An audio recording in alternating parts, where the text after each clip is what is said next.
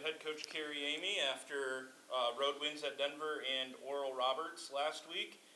Have just one game this week, pink game on Thursday against Kansas City in the SCSC. We'll let you guys take it straight away with questions. Jay, go ahead. Carrie, what was the biggest difference? I know that matchup kind of with ORU specifically got away from you a little bit the first time, and circumstantially there was some things in play there. But just what had you more excited about the effort against the Golden Eagles in round 2 here? Well, I thought one of the things that was really important for us was to take better care of the basketball. I think we still had like 13 turnovers or so, but just the way we turned it over was different. Way less live ball turnovers that turned into transition buckets for them. I thought we handled they really push in transition, and I thought we gave up a lot less easy and forced them to kind of play against a more set defense. And, offensively, just scored it way better this second time around. Got patience going, and obviously Angie had a great day. And, just overall, I thought we just played significantly better. Against a team that's super explosive offensively and really a tough guard, and especially coming off of a game at Denver in elevation, and then to play that one. I thought our kids just really gutted it out and just had that mindset of we just got to find a way to win. Do you feel like Angie's, kind of unlocking a different level here of late, especially when it comes to some of the bigger games, with the way she's played, obviously Saturday, but then, going back to last week against South Dakota State as well, just when, in big moments, like, she's been a big-time player. Yeah, I think we've talked about it before, but I think, the urgency, really our seniors just collectively as a group, the urgency that they have, knowing that they don't have a lot of time in their careers, but in particular, they don't have a lot of time, with this group in general. And, I think for Angie, she's just kind of all coming together for her. I think, she's obviously always been an elite scorer, but I think she's just doing a really good job of controlling games and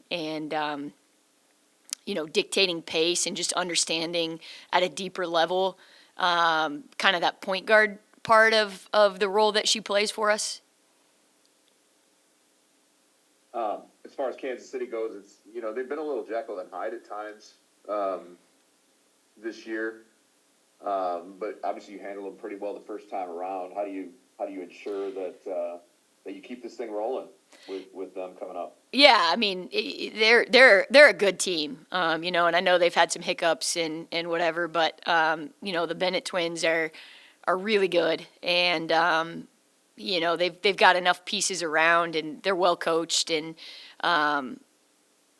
they can really cause you problems because their defense is they pressure and they really can turn you over and create opportunities out of their defense. So for us, it's going to be, we just got to really lock in and make sure that we spend this week preparing.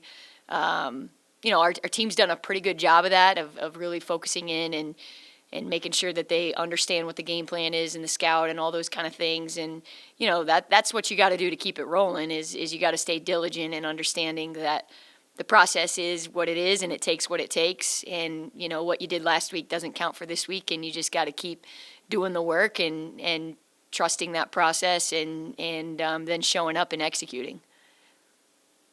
Do you think, too, with just the one game, then obviously you get a full week off? I mean, the buys, it seems like there's never a perfect time for one of those, but at the same time, the games have been coming fast and furious here. Does it feel, are you excited about that part? Getting a little bit of a break here as you really head into the stretch, last couple of weeks of league play following it?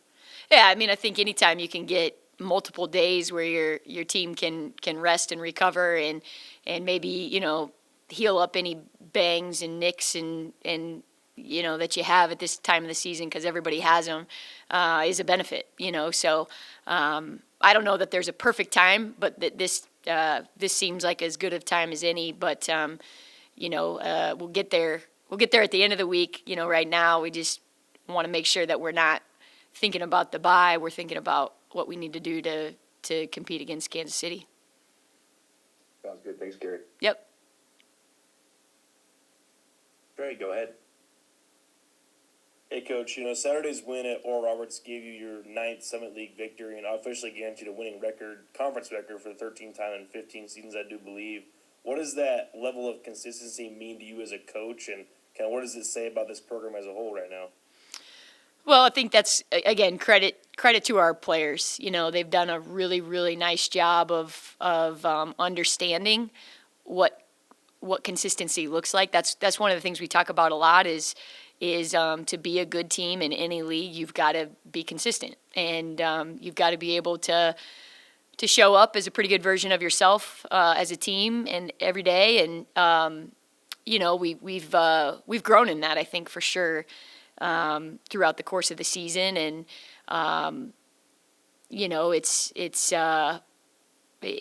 what it means is just that, like, our players are locked in and they've bought into that consistency piece. And we're not there at the finish line yet, though, so we've got to continue to kind of stay focused on making sure that we're doing the work. Like I said, the preparation, the work, the making sure that we're ready to play, making sure that we're continuing to make progress and getting better, and stacking days is kind of one of the terms that we've used a lot over the course of the season, and want to continue to do that through the finish line.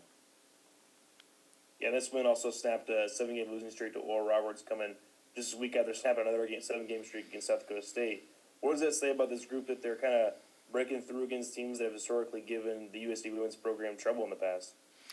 Yeah, I mean, I think this team, they don't spend a lot of time worrying about some of those things, just because they so many of them are new players that they haven't necessarily experienced several of those losses, So I think this team in particular, especially with the ORU game, was just from their last experience here. They just didn't like how they played. They didn't like how they showed up. And so, for this team, I think it's pretty much just locking into what do we need to do right now. But for the program collectively,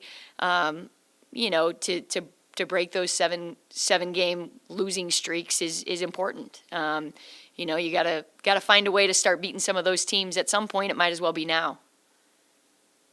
Yeah, they touched base on it a little bit, but how has Angelina's game kind of grown this season since transferring from Denver, and what has stood out to you the most about just her overall development and confidence? Yeah, I mean, I can only speak to what she's done here. I think for us, like I said, she's been a really good scorer, and she knows how to score.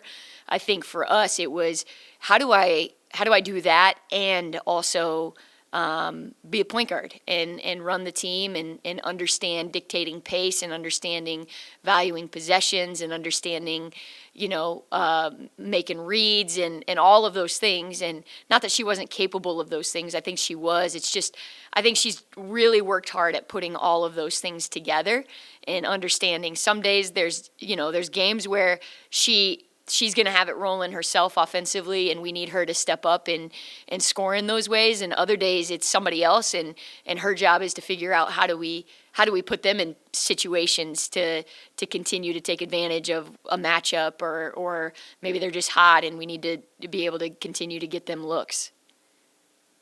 Yeah, that's all I had. Thanks, Coach. Thank you. James, go ahead. I'm good. All right, that's all we got. All right. Coach. Thanks, guys. Thanks, Carrie. Appreciate it.